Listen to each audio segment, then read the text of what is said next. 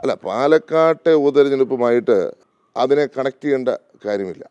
ഞാൻ ആ സമയത്ത് ചർച്ച ചെയ്യാതിരുന്നൊരു കാര്യമാണ്. എല്ലാവർക്കും ചുമതല കൊടുത്തിരുന്നു, എനിക്കൊഴിച്ച്.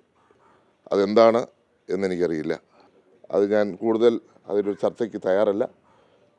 അതുകൊണ്ടാണ് പാർട്ടി വിളിക്കുമ്പോൾ പോകണം എന്നൊരു നിലപാടിലേക്ക് ഞാൻ പോയത്. ഞാൻ അതിനെക്കുറിച്ച് കൂടുതൽ കമൻറ്റ് ചെയ്യുന്നില്ല. നമുക്ക് എല്ലാവരെയും ചേർത്ത് പിടിച്ചുകൊണ്ട് പോയേ മതിയാകത്തുള്ളൂ.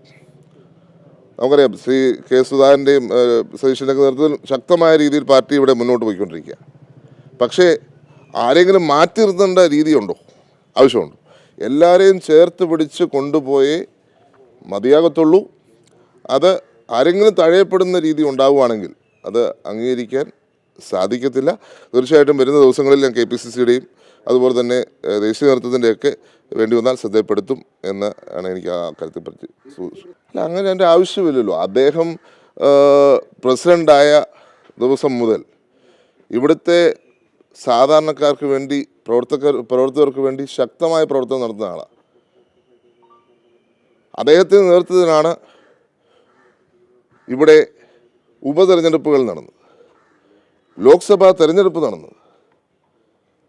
മികച്ച വിജയമാണ് UDF അതിനകത്ത് നേടിയിരിക്കുന്നത്. അദ്ദേഹത്തെ മാറ്റേണ്ട ഒരു കാര്യം അത് ചർച്ച പോലും ചെയ്യാൻ പാടില്ല എന്നുള്ളതാണ് എൻ്റെ അഭിപ്രായം. സമൂഹത്തിന് എല്ലാ വിഭാഗം ജനങ്ങളെയും, സമൂഹത്തിലെ എല്ലാ ജനങ്ങളെയും ചേർത്ത് പിടിച്ചുകൊണ്ട് മാത്രമേ മുന്നോട്ട് പോകാൻ സാധിക്കത്തുള്ളൂ.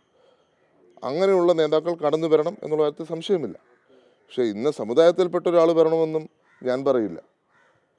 എല്ലാവരെയും ഒന്നായി കാണാൻ കരുതുന്ന രീതിയിലാണ് ഉള്ള നേതാക്കൾ വരണം.